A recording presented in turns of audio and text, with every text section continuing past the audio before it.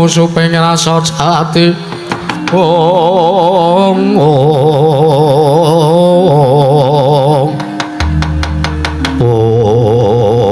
tan kawuse manjing dung sangar-sangaru kena gantung samping mampan wonten ing parpatan padukan Karang Kadempel nenggih Sakaraden Gatotkaca ingkang ngamulasara dhumateng nata ing pagerwaja Sang Prabu Jayalenggara nalika semanten candhane pating bleberapaten kaya tirta mlabar ing daratan.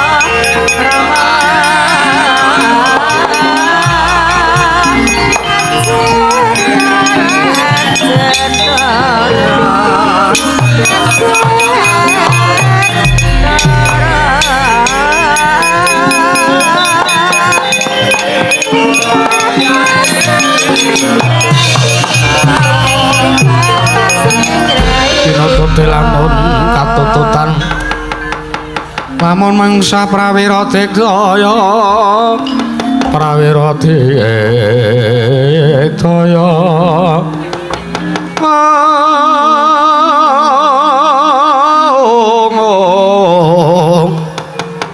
ronanggono magawe klarira wang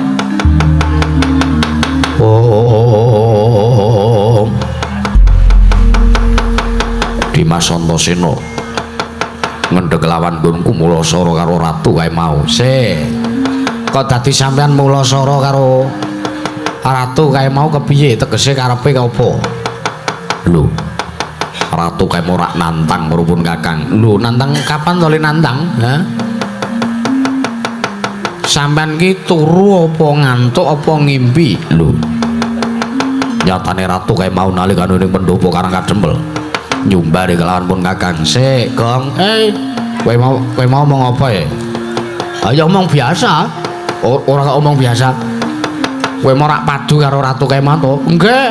Kula sing tantang-tantangan kalih ratu nika kula wau Ndara. Mboten enten sangkut paute kalih Ndara Gatotkaca. Kowe mau kaya jeluki aku.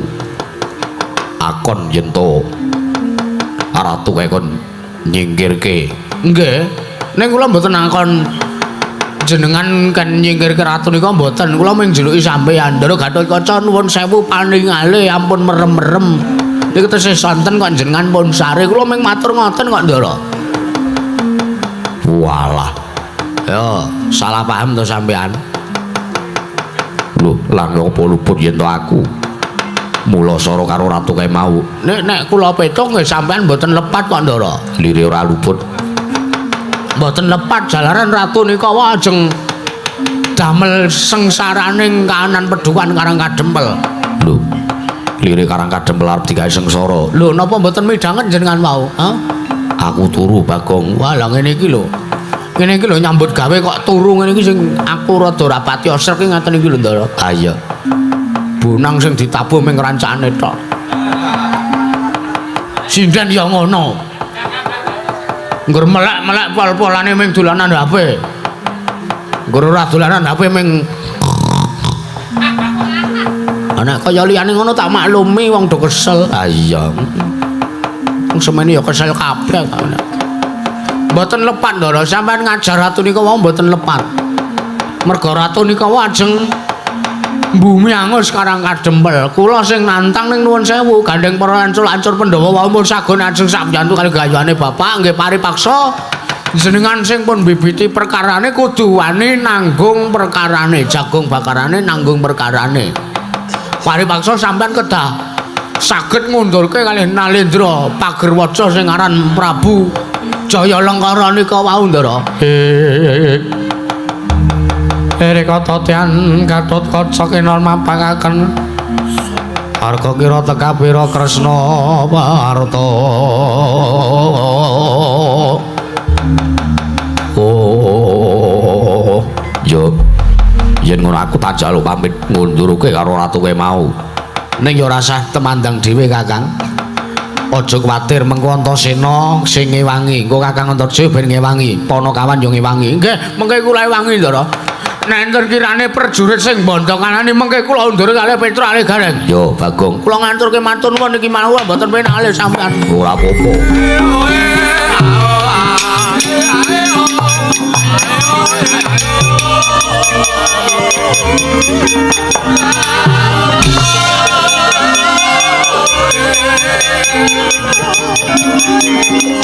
Dah. Ya.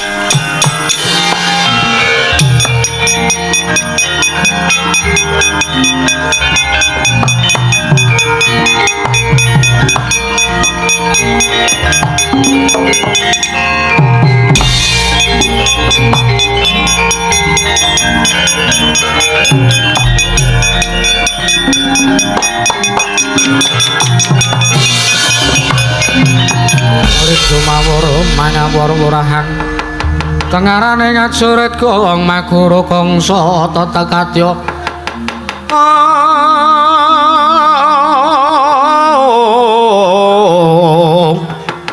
war panjriting turangga estira kata ingkang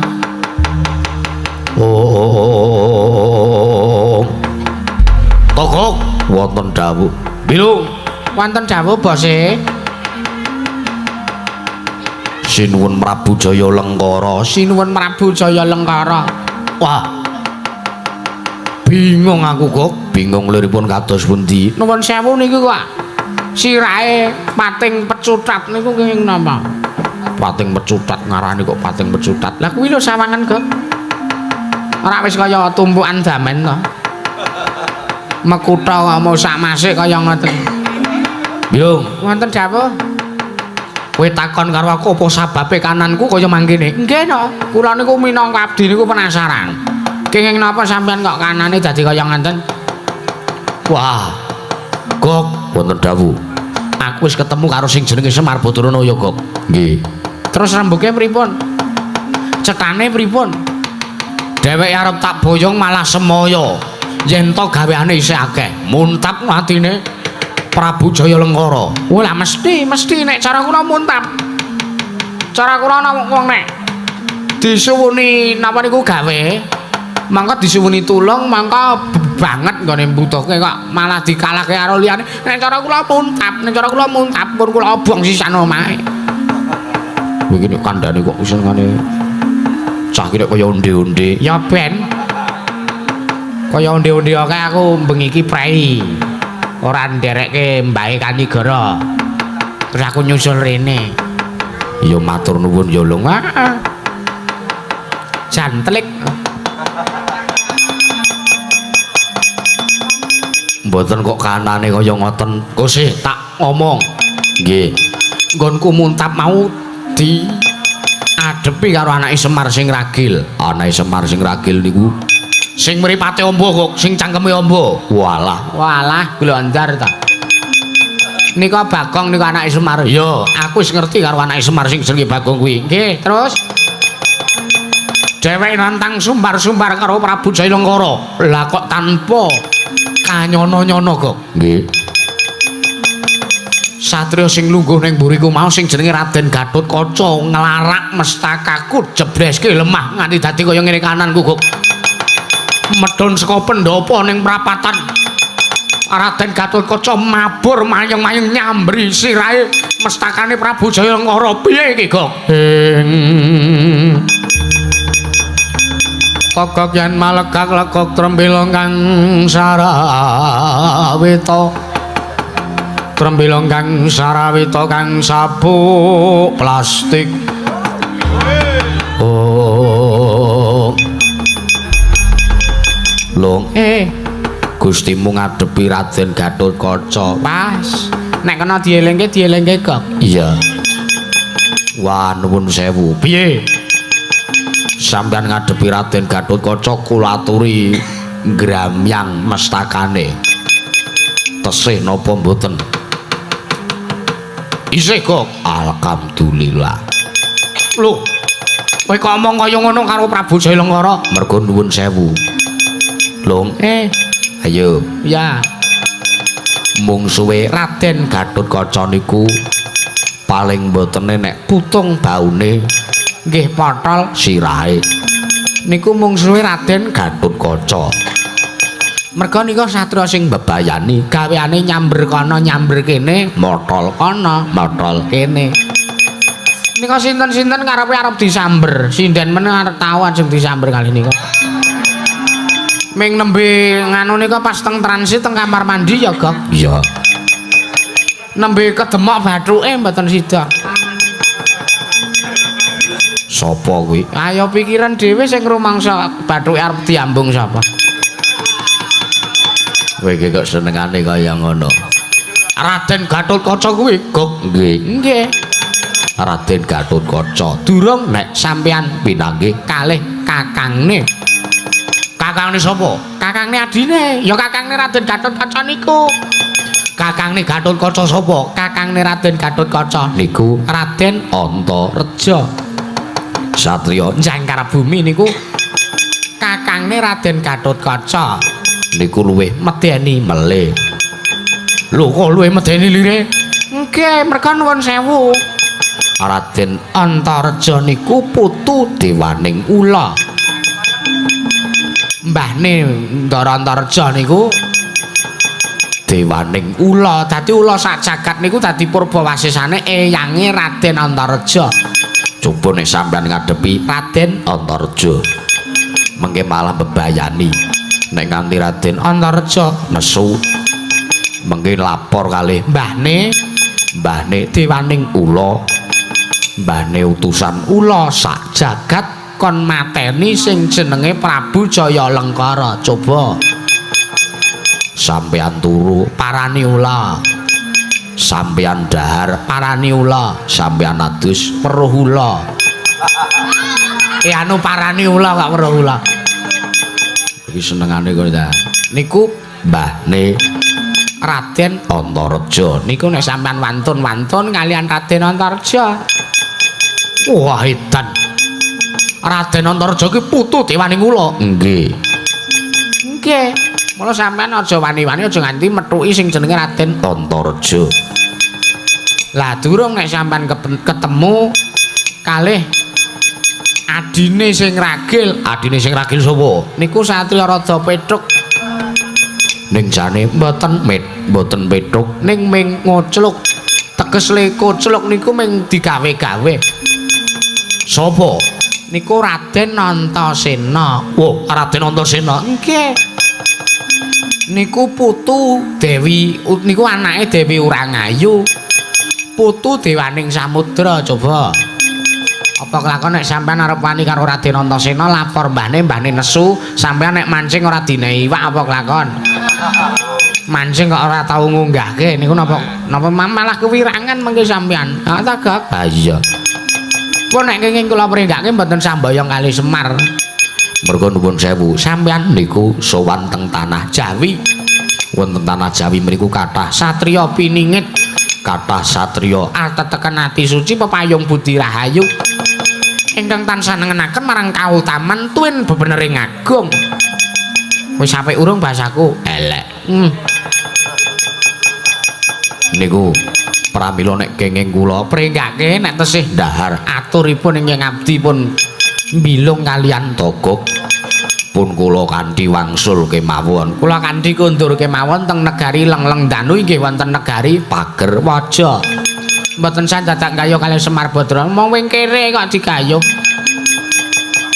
Bali piye? Negaraku Ketaman Pagebluk. Nggih, kula ngertos. Mados srana liya mawon. Mboten sah Semar sing dikon ngusadani negarane sampeyan. Wah malah negara Karang Kadempel ditunggoni kalih anak-anak Pandhawa malah mengke sampeyan kacilakan. Mengke kula kalih Togog kangelan golek rentalan bandosa. Dinggo ngopo? Nggo gotong kewandane sampean nek mun almarhum mengke.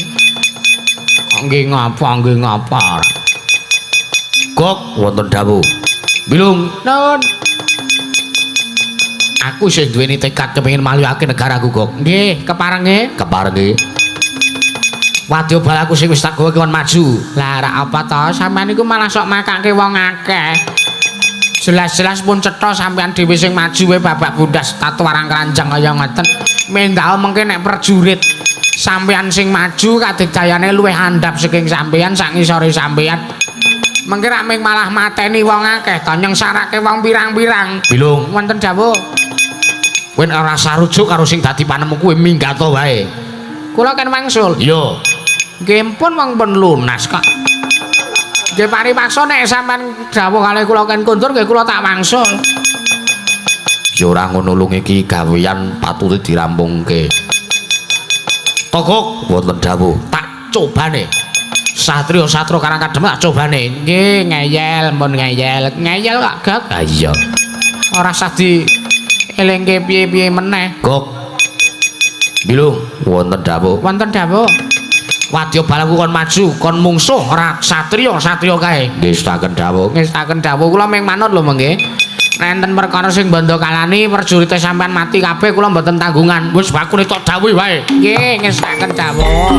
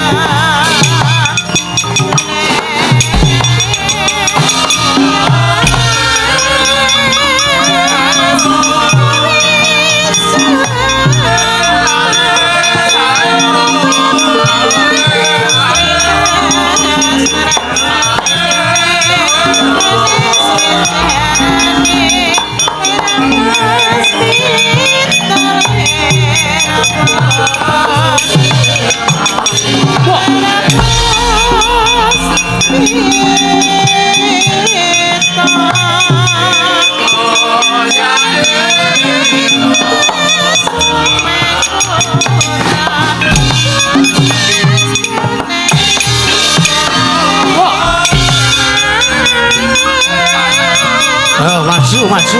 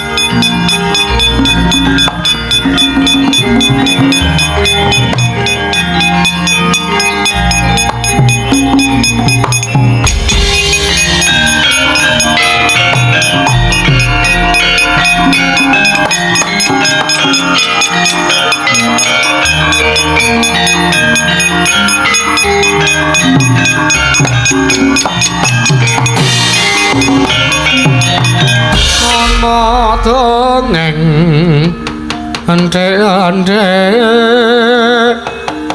si temunggal patenono temunggal putusane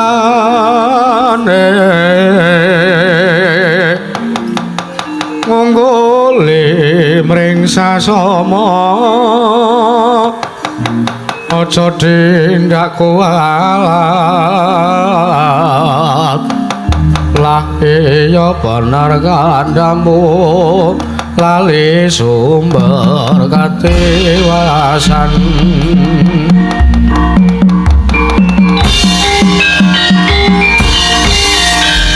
Langger gancang kaya ndho mentang-tang kaya kendi wae.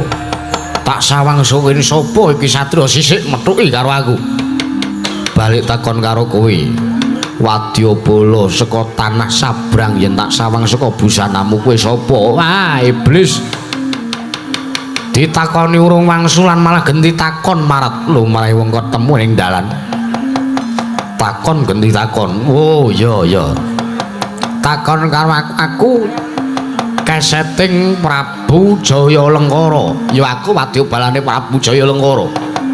Ya aku tumenggung Salukat Katut Barat. Tumenggung Salukat Katut Barat. Yo, ayo kowe sapa? Takon marang aku Satria Jangkar Bumi Raden Antareja. Oh, alah. Ayo ndi adimu? Adimu sing jenenge Gatotkaca tekan kene. Kena apa perkarane apa golek karo adhiku Gatotkaca. Adimu Gatotkaca wis wani mulasara karo Ratu Gustiku. Ya Prabu Jaya Lengkara. Ratu Gustimu luput uga kudu nampa pidana. Piye? Ratu Gustimu luput kudu nampa pidana bebungah. Wujude pengantem saka anak-anak Pandhawa. Wah, keparat. Dumeh kowe sekti, dumeh kowe didaya. Terus ngagungke karo kadikdayanmu, ngagungke karo kabisanmu. Yo, Antareja, ana barat. Eneng kene bakal cetha marganing patimu. Maju jangka ora bak tinggal loncat. Yo, Lena Pangindha tebak dadamu kelakon rondo bojomu. Panggau tayoni Singalena Prapteng Lalis. Salukat Katut Barat.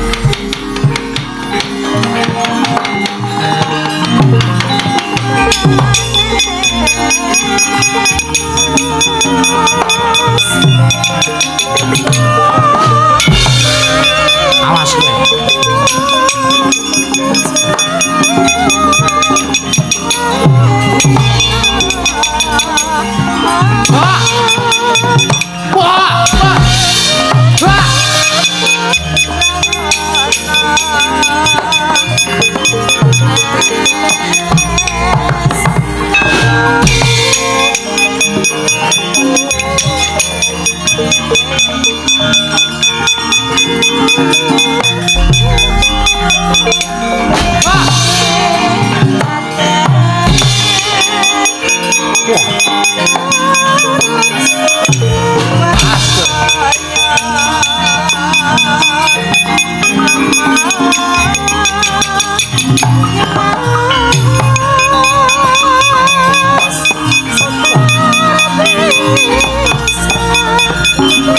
Kaya wani ngregem jimat kowe wani ndilat wesi abang.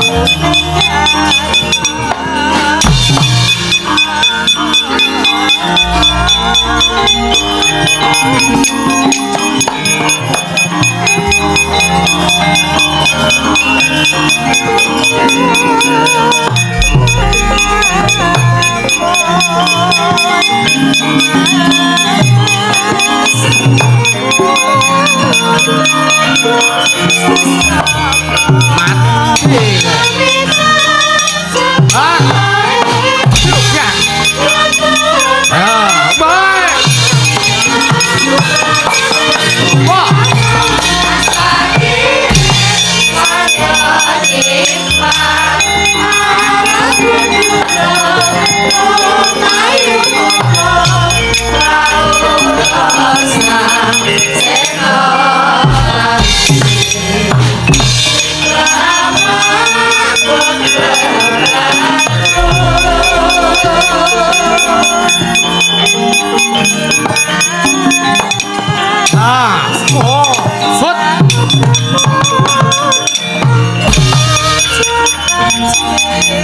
Ayo. Ayo. Padhake.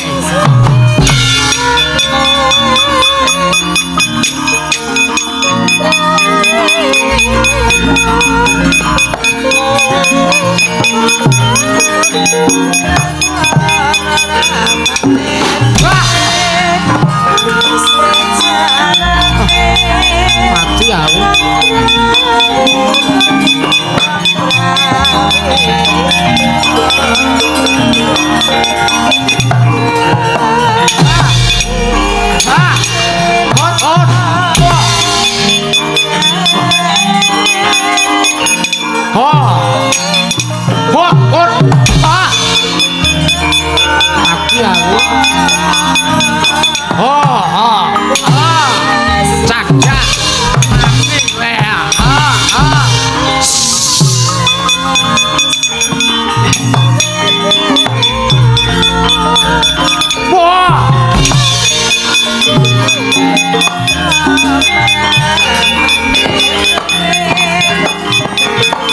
Ngegungke putu dewaning ula.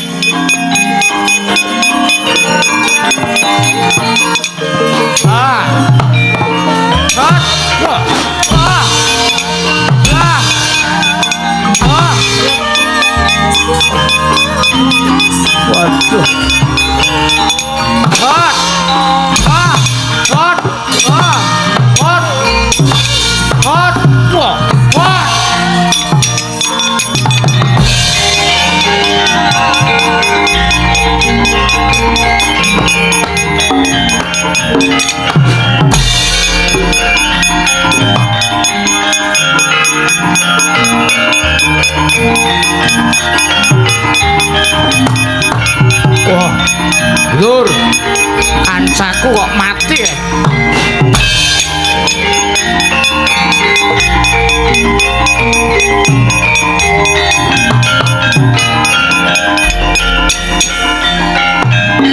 Sopo satria sisik marat Raden Antareja apa? Sopo kowe mentang kalah? Sajak kaya ora nrimake karo patine kancamu kae mau. Iki patih negara Pagerwaja. Patih Jayeng Sekti. Sapa Patih Jayeng Sekti? Ratu Gustimu sing jeneng Prabu Jayalengka kon tekan kene ya sembure ben mlonyo. Piye? Arep wani karo Patih Jayeng Sekti. Tebak dadamu ning kene marganing patimu. Ha! Hot! Ha! Ho! Ha! Waduh. Wah!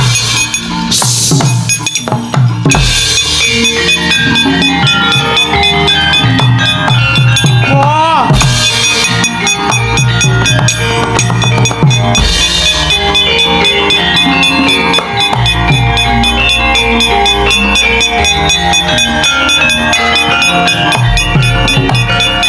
Pinggir.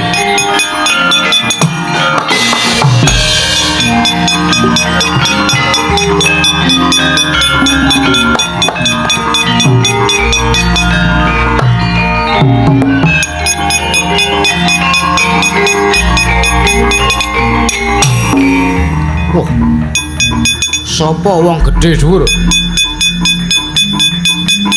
Awake sarwa dawa sapa kowe Parat? Wah.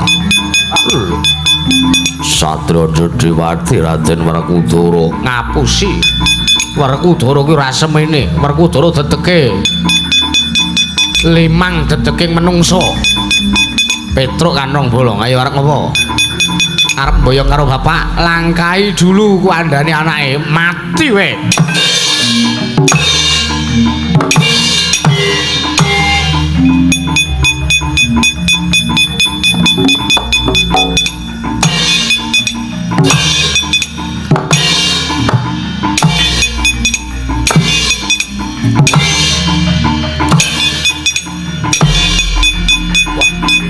Menungso iki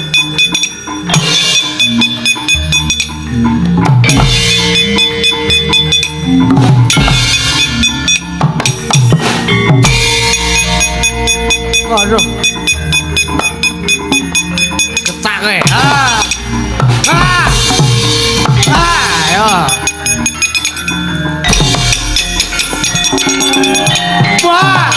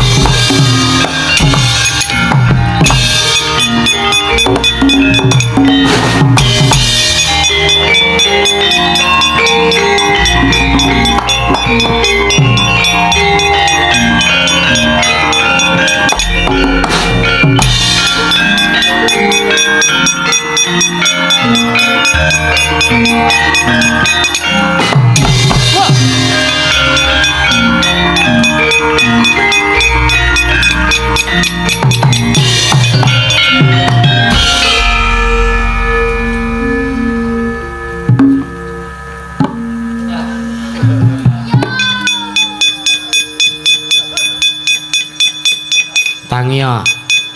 Arep mboyong bapakku kudu iso nglangkahi kandhane Petro. Anggepe ora ngerti nek Semar ki ndi anak apa piye kok terus Semar diancem karang kademplar di bumi angus. Padakan. Muni awe. Ayo. Anggepe apa? Ya terus ya. Ha iya. Ratu kok manuk guwek diopeni. Gapite iki dandake. Ya ora ana ya. Ya. Ku ya ngono ora tanggaping sasmita. Pilabara wayange dirapekke malah ngopo. Nek wis tekan data disengeni godhap.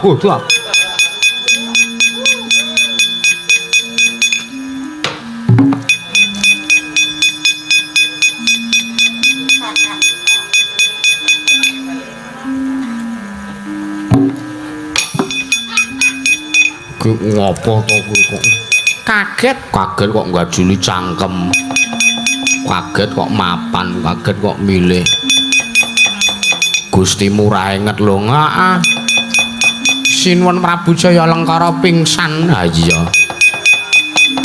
yo ngalah. Monggo Gusti kula aturi emot. Monggo Gusti mumpung anget kula aturi enget Gusti.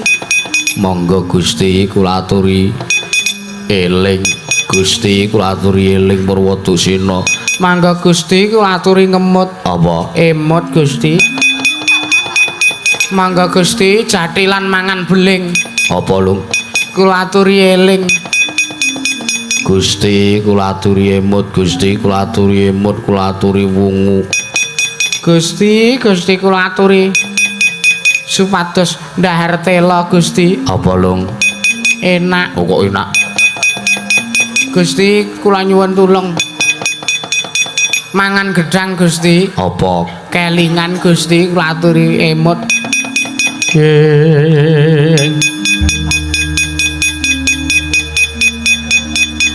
permara remangos wamya ngambrang ati karenane kaswasi yaga kesel kajak mangkat salahe sapa ora leren mah dolan ora leren mah nyambel bawang ameng nyambel bawang ming pirang jam to suwene ming pirang menit to kok le kebangetan timen wah edan bilung non sing methuki aku agi wae iki mau dudu satriya ning kere sinten anake Semar sing awake dhuwur oh alah Petruk to Gak iya ya ampun kaget Petruk niku can wonge digdaya lha iya wah getak aku awakku iso jempalik lung nggih ngaten niku anake Semar sing diparingi kanugrahan kadigdayan nggih ming Petruk niku kok wah iya Bagong niku nggih ming kanugrahane ming rada iso ndagel terus tanggapan Gareng niku nggih lumayan sekti lumayan digdaya ning wonge niku tok mis ha iya wah edan wadya bal kok entek resik gusis ora ana tilase iki piye lha nggih mesti indlep kabeh ya lho kula wau nyumurupi Raden Antarja niku engger ngantem bros candak sirahe jak ambles bumi ndlup mati kelong wadya balane lha nggih ora pun kula emutke to sinuwun ampun wani-wani kalih satriya ngamarta niku mbebayani kabeh kuandan kandhanane ngeyel ratu rupane kaya rupamu kuandane kok ngeyel ngendel-ndelke elingane kene tanah Jawa kok kaya satriya kene iki kebake nggone unggah-ungguh nggone tata krama cenanang terus diantemi mawon diantem melih mawon modyar terus mulai niku ngeyel kandhan-kandhan pun kula kandhani kok mboten manut kok niku ndara. Lah ya nggih. Kaya ora ta elingke. Pun kula elingke ngeyel. Diantem melih mawon, keplak melih mawon. Semangkean kowe kandhani kuwi. Nggih kula kandhani. Niki sing ngajak-ajaki supayane tumindak nyerang sampean niki. Wong ngono. Walah diapuran. Kandhan-kandhanane ngeyel. Terus keplak mawon. Niku ngeyel kok niku nggih niku sing cangkeme amba niku. Lho ora udan wong terus diantemi mawon. Balene menak ajar sembur mlonyo. Modar ora kowe. Wong sok makake kanca tolong karo kanca makake dhewe lah. Ya ngono kuwi wae iki wis dielingke kok. Wedan Antarja tangane antep tenan lho. Kandhane antep nika ngimbal kijing e. Modar iki sing sekon dhuwur. Wong kandhan-kandhanane ngeyel. Terus ora dikeplaki mawon. Yo. Kuwi gawe rusak karang kadempel. Oh, oke. Ayo. Oh, Kak. Mulya. Oh, Kak. Arep baleni ora? Oh, Kak. Oke. Dikeplak mleh mawon mboten usah dienggo dolanan cangkeme niku cangkeme elek kok niku. Nah, terus sing niki sing ajak-ajak ini kok. Mampus kau. Senengane wong ki mula ki sing tumindak amar makruf nahi mungkar. Apa wi? Mbok aku dhewe ya ora dong. Arep baleni ora kowe, ha? Yo endi wadya balamu? Mbok 1000 aku ora bakal wegah. Tak jak ambles bumi tak pendhem urip-uripan mati kabeh menungso. Terus. Kowe kok seneng banget nek Ratu Gustimu diantemi. Ben gagar otak ora ndek otak. Kula sengit ya angger ngetutke raja kaya ngaten niku. Luwe-luwe kula niku mun ngandhani ning niki lho sing ajak-ajaki ora alah dapur. Ngono. Syukur melih mawon. Ben rata. Liyane diantemi kok kowe ora dhewe rumasaku ora. Seneng timen nek kancane sengsara. Awas kowe. Wahidan Satria Ngamarta peng-pengan kabeh lho. Lah mula niku kula kandhani kok sampeyan niku ngeyel mawon kandhan-kandhanane Gog. Togok wonten dawuh. Satria tak coba. Dicoba pripun? Aku dari Kadigdayan. Nggih, Kadigdayane sampeyan tak cokot. Wah, ming siung pengapit dindel-ndelke. Coba to nek mengke sampeyan ketemu Raden Gatotkaca pripun, Ndara? Mengko sampean mau sonten pun diajar kali Raden Gatotkaca. Ketemu Gatotkaca tak cokot mati. Nek ketemu Antarja tak cokot mati. Ketemu Antasena tak cokot mati. Ketemu Petruk mati, kae mengkere tak cokot mati. Oh nggih. Ketemu sinten niku Nalagareng tak cokot mati. Ketemu Bagong tak cokot mutar. Ketemu Semar tak cokot mati. Semar mati, Pandhawa ora trima. Pandhawa tak cokot mati. Pandhawa mati, Prabu Bathara Kresna mboten trima. Kresna tak cokot mati. Telek ora trima tak ora. Aku ratu to nyokoti telek. Nggih monggo mawon. Gok wonten dawuh. Wong-wong kae tak cokot ora mati ning malih dadi kewan. Weh lah. Elok. Arep buka sulapan apa pripun? Ora sama itu nek ora ngerti kridaku. Nggih, ya ditantan wae. Mangane nesu-nesu kok. Ha iya.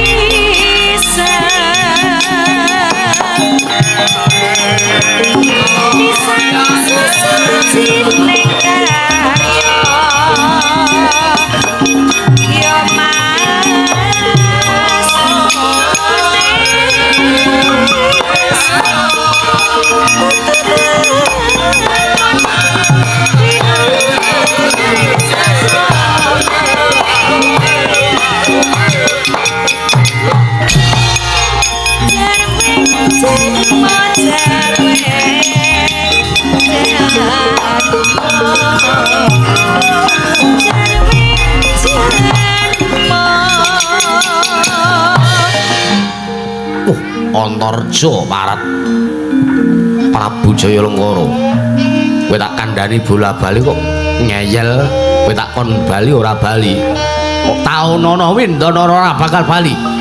Nek ora bali karo Semar Badrana sing malihake praja negaraku. Ayo. Aku sing ora nrimake. Aku sing dadi pepalange.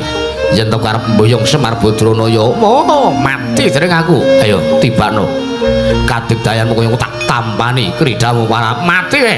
Pecah dadamu tibakno.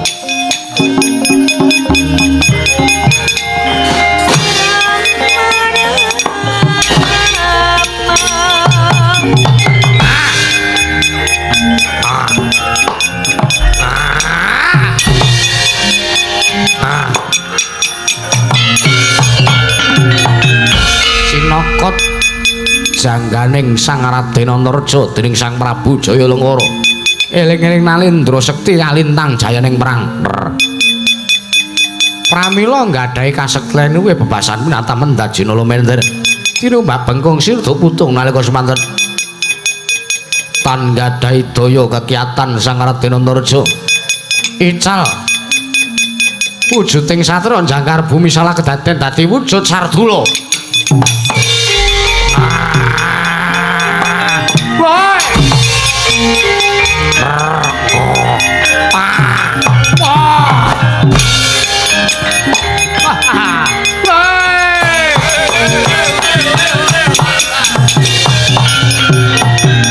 Ayo, wis siji sing dadi macan, wis siji sing dadi kewan.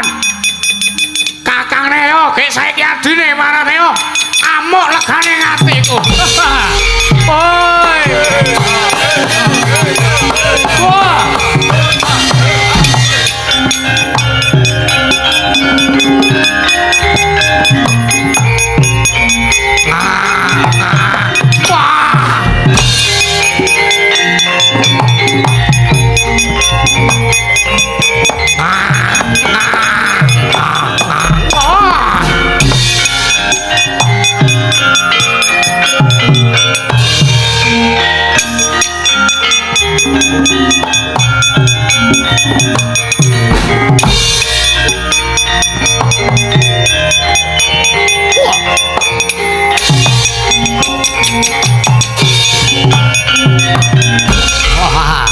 Iki adine Antareja. Ayo. Aku ora ngira kowe iso ngalahke karo Kakang Mas Antareja. Iso wae parat menungso ora tanpa mbok anggep. Apa mbok anggep aku ora wedi karo diapuranmu? Apa mbok anggep aku ora iso ngimbangi karo kadigdayanmu? Semar ora mbok weneh kowe cokot mati dening aku. Tampan ana tunggakku. Wah. Ah. Ah. Ah. Ah. Ah.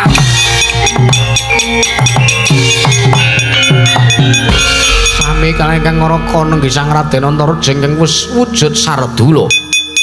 Sang Raden Gatotkaca Gicinaka jangganira dening Sang Prabu Jayalenggara. Salah kedaden ical wujuding Rimbyatmaja wujud Sardula. Oh. Wah.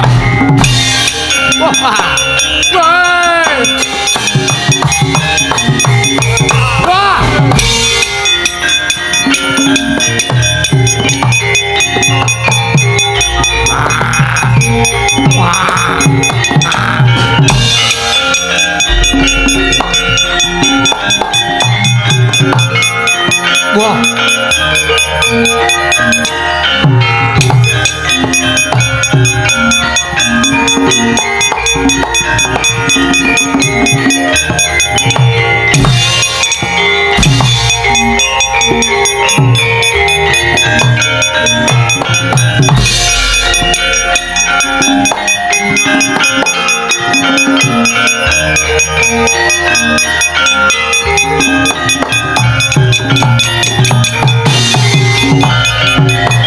Kacarian putra lamun kawekasan Ya kawi sanggeni maya Wisnu Pratinta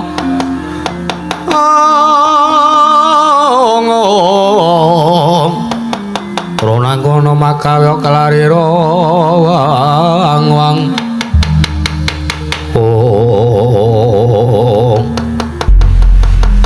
tak sawang bleduk mangampak-ampak lah kok jebul ratu kae mau digdoyok ora pati nduga mono ora ngira ora nyono truk nggih walah nika ndak kok dados ingkang raka kekalih dadi wujud macan nika pripun Ndara wonten wujuding macan kuning kalian macan putih niki pripun? Wila. Petro wonten Jawa. Matur bapakmu perkara iki ora iso disangga enteng nggih.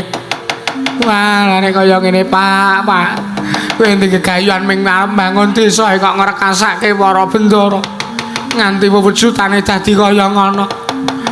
Wis wujudane kaya ngono ya kelangan jiwaning kamanungsan. Wis ora apa-apa to. Ora usah kuwatir perkara iki lelakon iki mesti ana pungkase Pak ketiwasan iki pripun Pak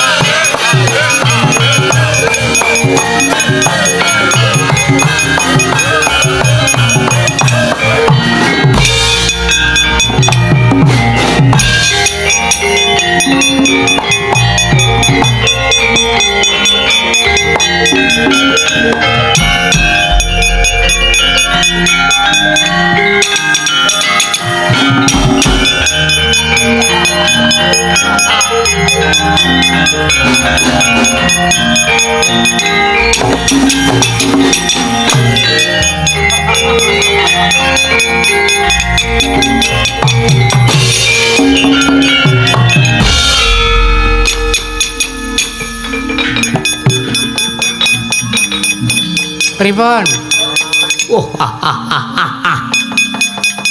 Kiri duitan. Seneng ta sampean? Ya, seneng. Satriya loro rak cokot dadi wujud macan nggih. Sik niki kok plecak niku. Arep udan apa pripun? Pripun sinipun? Kok wonten dawuh marem aku. Marem tegesipun. Gatotkaca tak cokot dadi macan. Antarja tak cokot dadi macan. Lah elak.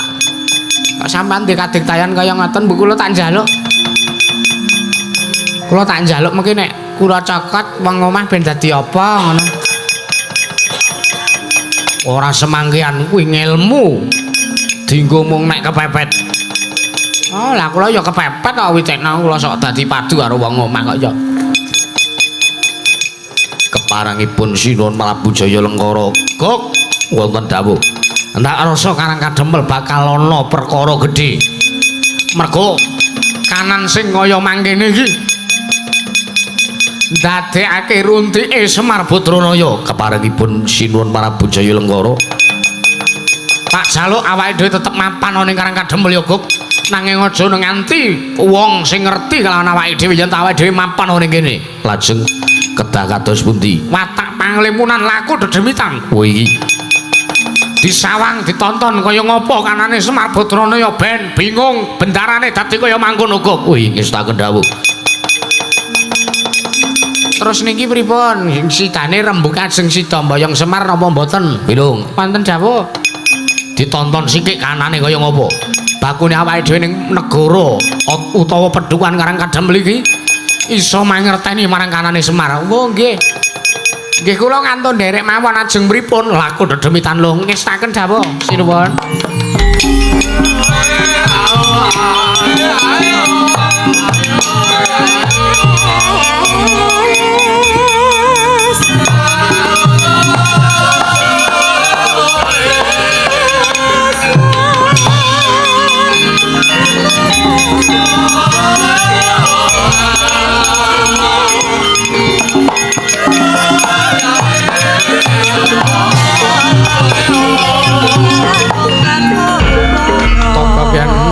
legok trembila kang saraweta trembila kang saraweta kang sapadande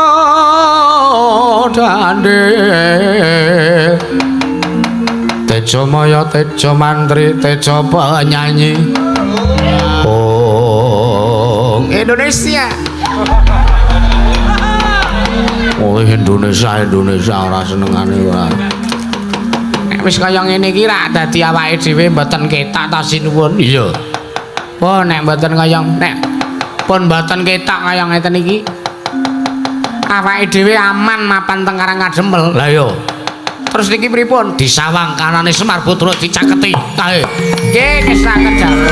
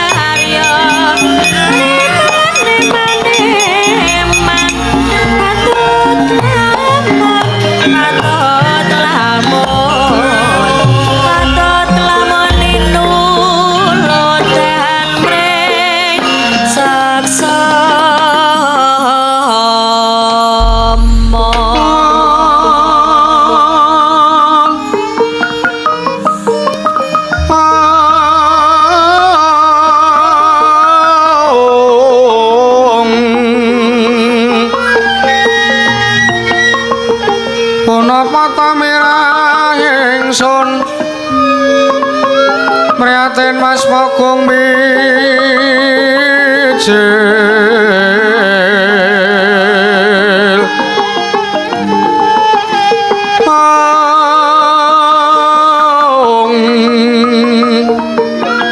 tudatan po karya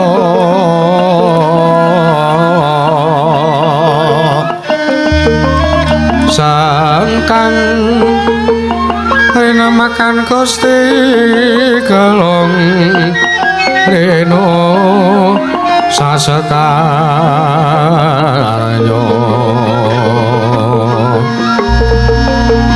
ron mawara gambir pati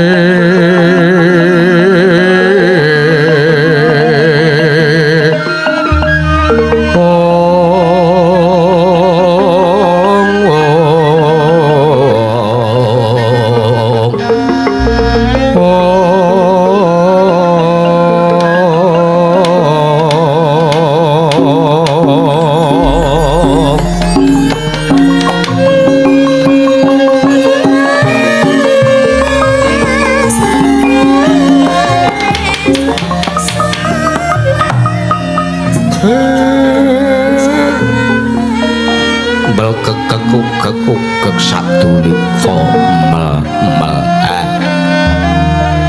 Petro kowe ora usah bingung to Le sartane bendaramu sing kaya ngono kae udu kok lupute para ndara-ndara. Ning pancen lupute Semar. Semar ki mung arep duwe gegayuhan mung kepengin bangun desa wae kok. Malah gawe bot repot nganti gawe sengsarane para bendara. Kek sampeyan niku pripun to pacane? Malah kanane dadi kaya ngeten. Rega gegayuhane sampeyan ya ora apa-apa pancen takoni aku luput Petro. Ning gak kira kabeh lelakon iki ana sartane ana perkara ingkang dadiake ing mengkone bakal kelakon apa sing tak gayuh. Ndara-ndara langsur Pandhawa dadi kaya ngoten. Kula wedi nek nampa dukane para Pandhawa. Awake dhewe iki mung kawula, awake dhewe iki mung batul. Jagung bakarane ya kudu wani nanggung perkarane. Sapa sing nandur kudu ngunduh Petro. Mula rasah walang ati ora sah wedi. Awake dhewe mung kawula. Sing ngerti bener lupute awake dhewe iki mung Gusti karya jagat. Lumantar para Pandhawa. Nek pancen pinesti awake dhewe luput kudu nampa pidana ora apa-apa ditampa ikhlas. Nggih. Mergo ngene. Nek aku duwe gegayuhan kaya ngene terus aku matur karo para bendara para Pandhawa ora malah ngrepoti to Petro. Durantasena sak kadang ketayalan rawuh mrene malah dadi kaya ngene kanane. Jane nuwun sewu lho Ndara. Semar niku mboten sandadak ngrepoti para Pandhawa. Semar iso apa-apa dhewe, Semar iso mlaku dhewe, Semar iso nglakoni dhewe. Ngaten.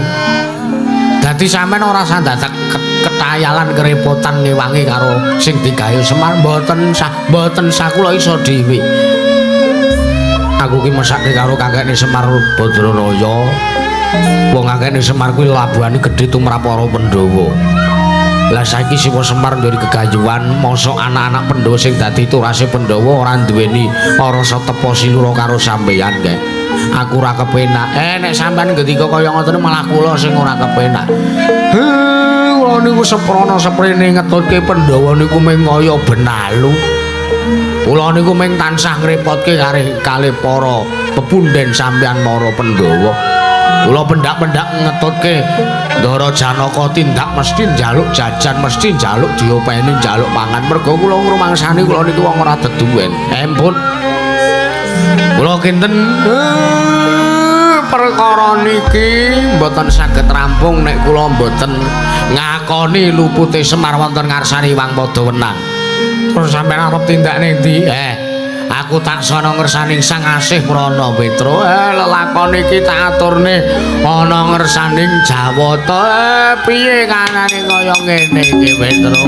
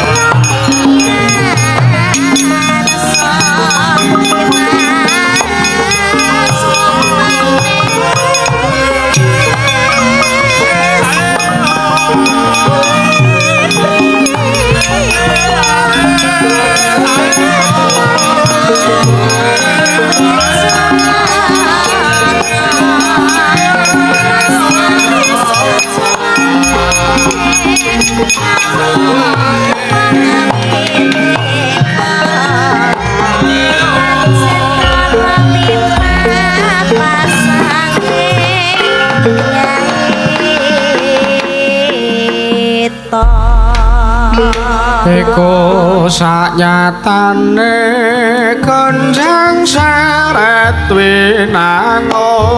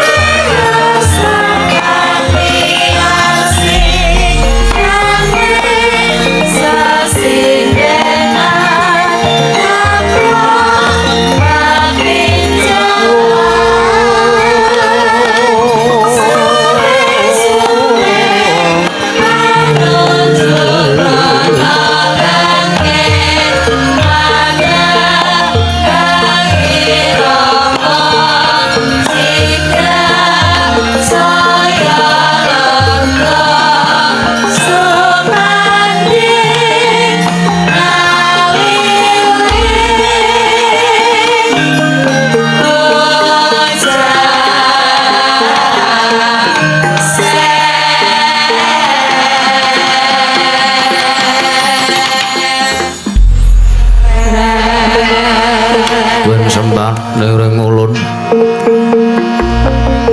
kapurpurisan pamorbe ngrat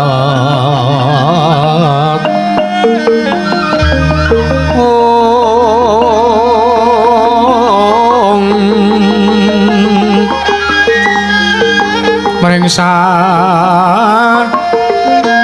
anane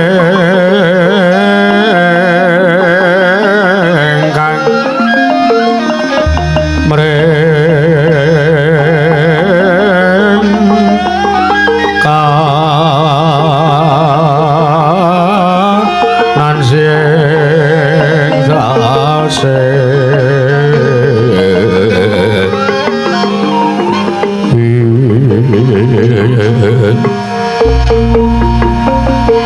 buka kang saweko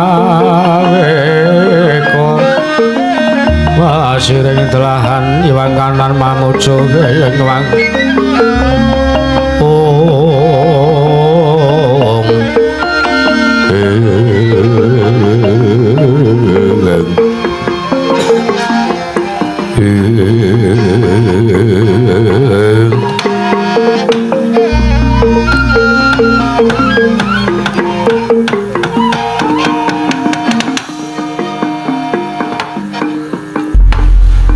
Mastu nama sidam sikaring bawana langgeng Kakang Narada Kakang Resi Kaneka Putra pergen sang Narudayang Pak Bong bolong kali cedhe sapa sing gawe Kula nuwun wonten pangandika paduka Wangadi Pramesti Bathara Guru Adi Guru punapi Adi Guru Kakang Narada inggih damel kejo sutaning penggalih paduka Kakang Resi Kaneka Putra kula ngamontenaken parepatan agung Sangya Para Jawata Kakang ngaturaken pambagya raharja sampun ingkang raka tampi pratanipun ingkang raka sithik pangutal-utal wonten ing Kahyangan Jenggring Salaga mboten manggalangan setunggal punapa Adi Guru mboten langkung kula aturi nampi putya pangastawanipun ingkang raka ing sithik pangutal-utal Adi Guru Manikmaya Nuwun nggih Kakang sampun ulun tampi akarya Cundaka Panglingga Murda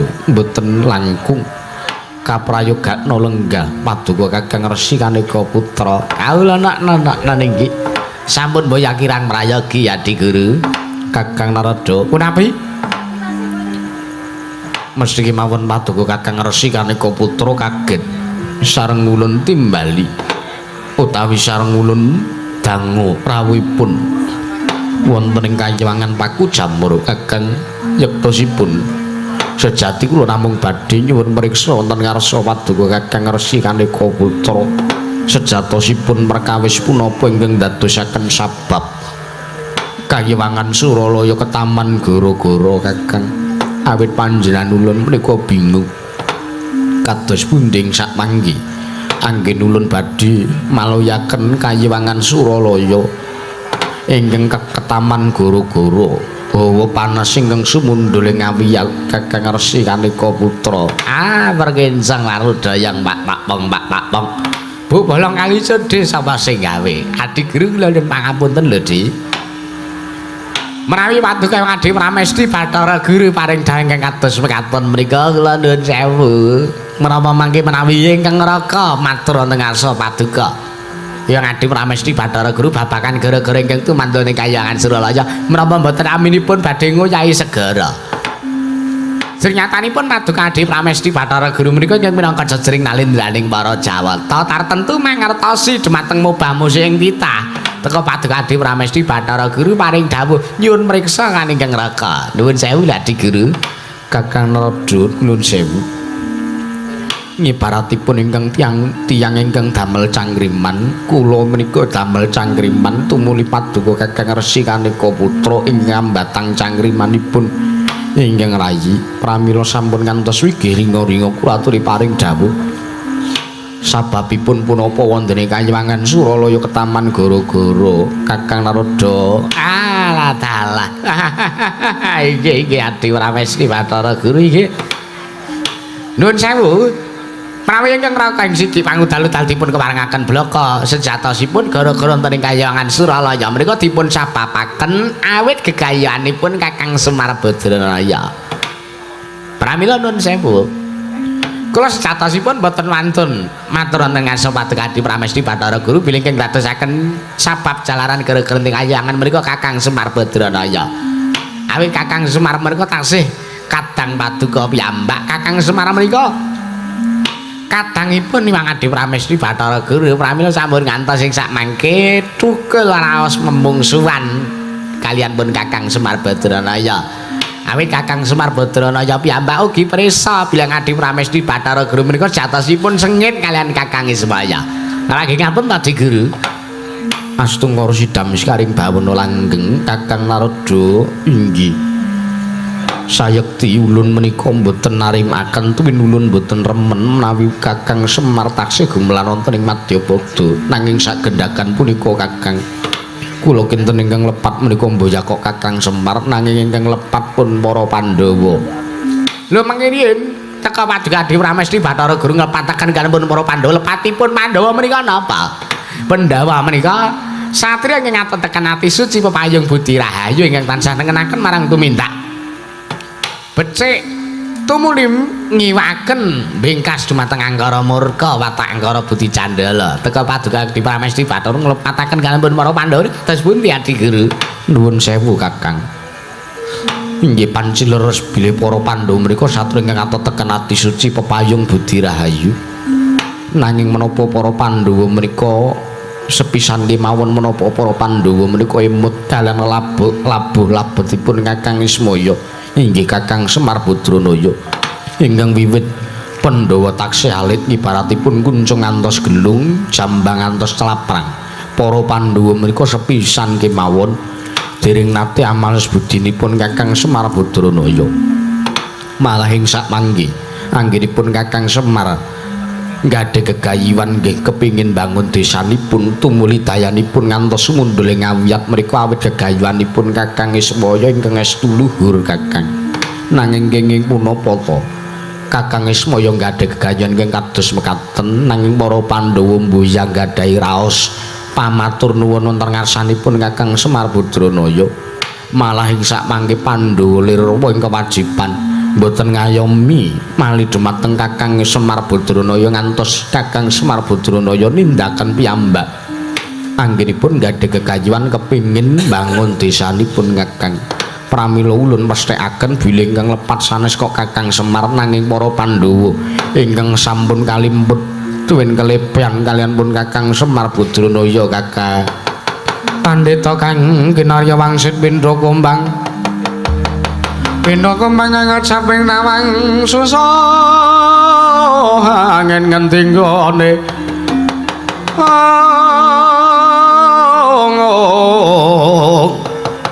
yang kali yang kangkung beksi miber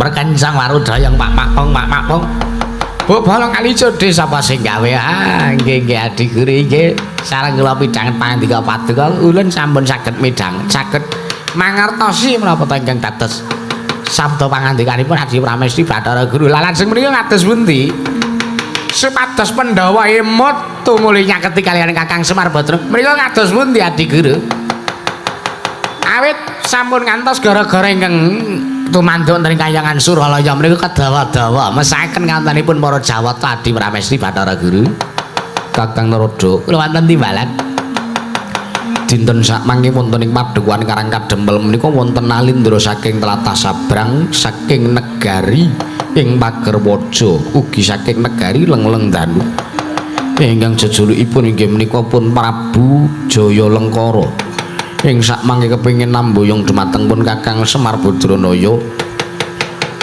awit negarinipun inggih negaring Pagerwaja menika Ketaman Pagebluk bisanipun maluwi nirmala temajati menawi Kakang Semar nenggani kawonten-wonten praja ing Pagerwaja nanging krana runti ing Panakawan Bagong tumuli wonten pangamukipun Prabu Jaya Lengkara ingkang ngamuk wonten ing Karang Kadempel parayoganipun ulun badhe nyendal mayang dumateng jasatipun Nalindra menika supados ngemutaken dumateng para Pandhawa.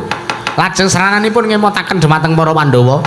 Ulun badhe dawuh kelawan pun Prabu Jaya Lengkara supados ngamuk wonten praja negari Ngamarta Kakang. Ha inggih, marang ngaten ingkang raka ugi sarujuk. Jalaran ingkang baken sedaya menika kinarya amrih saenipun Adi Guru inggih Kakang pramila kula nyuwun lianing wekdal panjenengan ulun badhe nyendal mayang dumateng Nalindra ing Pagerwaja pun Prabu Jaya Lengkara supados mingganten ing Kahyangan Suralaya Kakang. Ha inggih kasumanggaken Adi Guru.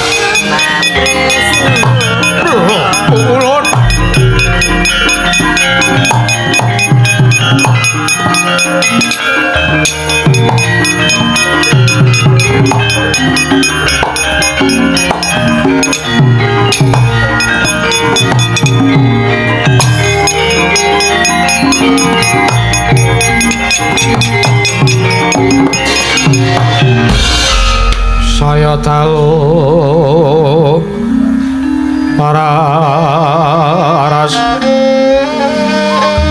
abhyasara lintang kanggo padha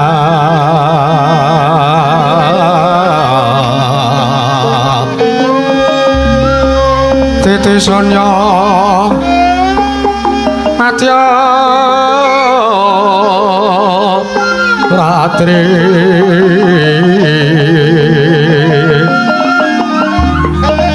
lumrang kandaning pos pita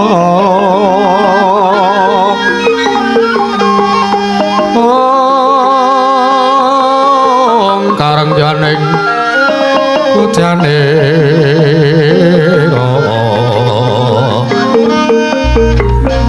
sang dweja para mrengang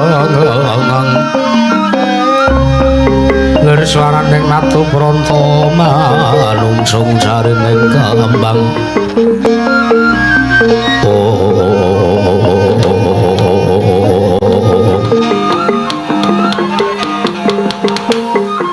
Astungara sidam sekaring bawana langgeng Prabu Jaya Lengkara padha kandhir raja sak prapta kita. Nuname pasang Kalimantape tinebina ngeloduli dumawing tawang-tawang linepatna ing tolak manungulun. Sewu-sewu kelepatanipun ingkang abdi Magarwaja kula kasendal mayang sak raga kula wonten ing Kayewangan Suralaya. Wilujeng praptanipun ingkang abdi kepareng kula ngaturaken sembah bekti kula kunjuk. Iya ulun tampa mboya liwat pangestu ulun tampanana Jaya Lengkara. Sampun sanget anggen kawula pundi? Jaya Lengkara padha kanthi raja sak prapta kita nggih. Iwang Pikula Narada. Wilujeng praptanipun ingkang abdi kula ngaturaken bekti kula kunjuk pungkulun. Ya ulun tampa mboya liwat pangestu ulun tampanana Jaya Lengkara. Nana nggih sampun sanget anggen kawula pundi? Jimat paripendana kasantosan pungkulun Jaya Lengkara wonten timbalan yektine jeneng kita kaget wondene ulun anyendal mayang nglawan raga kita ulun piji swana ning Kayewangan Suralaya estunipun kaget sutaring manahipun ingkang abdi krana kula mriku Nalendra awatak Angkara Budi Candala teka kula katimbalan swanten ing Kayewangan Suralaya pungkulun menapa kula badhe kabanjut kacemplungaken ing Kawah Candra Dimuka Mbuya Jaya Lengkara nanging anane panjenengan ulun nimbali kelawan prapta kita mono merga panjenengan ulun bakal dawuh kelawan jeneng kita ngemotake para Pandhawa merga wektu dina iki Kayewangan Suralaya ketaman gara-gara ingkang disababake sangka Kakang Semar duweni gegayuhan kepingin bangun desane nanging kang luput dudu kok Kakang Semar nanging kang luput sayekti para Pandhawa merga para Pandhawa ingkang nyimpen sartane Kakang Semar ingkang duweni labuhan gedhe tumrap para Pandhawa teka para Pandhawa ora kelingan kang dadi labuhane Kakang Badranaya mula kang saka ulun jaluk kelawan jeneng kita ngamuka ning Praja Indraprastha saperlu ngemotake lan para Pandhawa supayane para Pandhawa eling kelawan labuh labete Kakang Semar Badranaya Jaya Lengkara Nalendra pamarwa sing sangkatri kumulung katri kumulung mangrempak ing wadya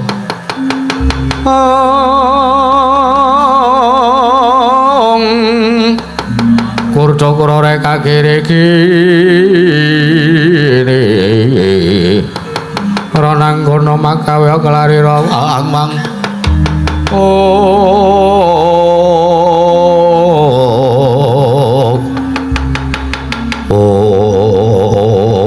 jagat pangestu ngrawaya prur jagat estunipun awrat anggen kula badhe nglampahi nanging kados pundi ingkang dawuh kelari kang abdi menika paduka dewaning para dewa nalindraning para Jawata pramila kula ngestaken dawuh paduka Wang Pikulun Bathara Guru iya yen to pancen jeneng kita sagut tumuli budhal dina iki nyuwun pamit madal wasilan Pukulun sing ati-ati aja kaya bocah cilik Iwang Pikula Narada kula nyuwun pamit madal wasilan sing ati-ati aja kaya bocah cilik Ulun barang puja puji setanti muga kali sering sambi kala lagu kita. Kene Jaya Lengkara.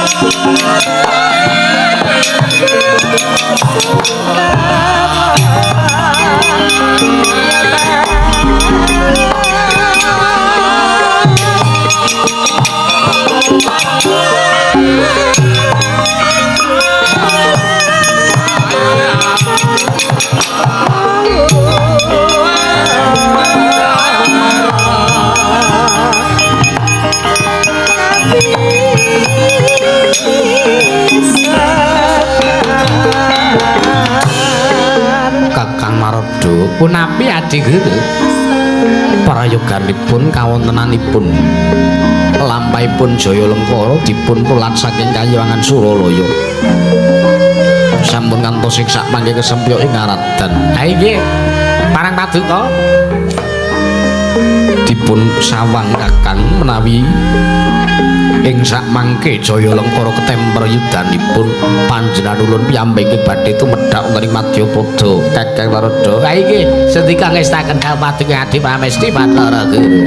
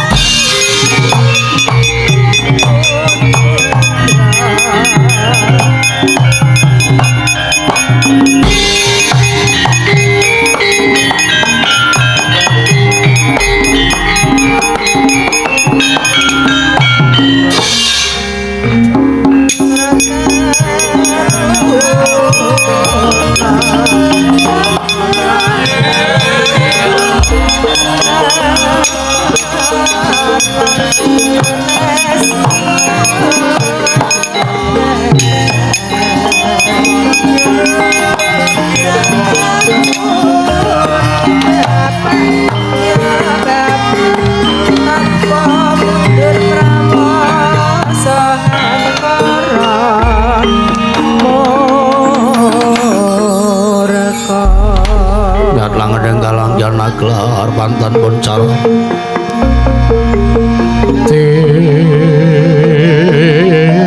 tinon ler kekonang surem sorotetan madang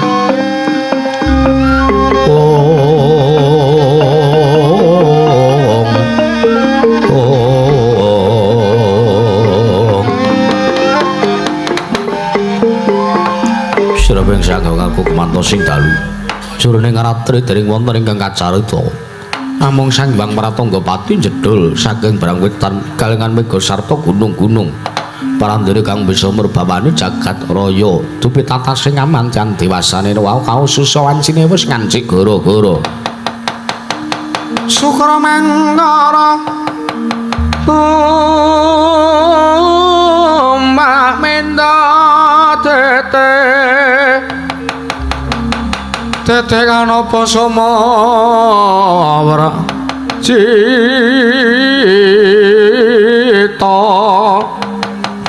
anggara rekana buta maisa resmati mintuna eka twitri catur mansa sacata astana wadasa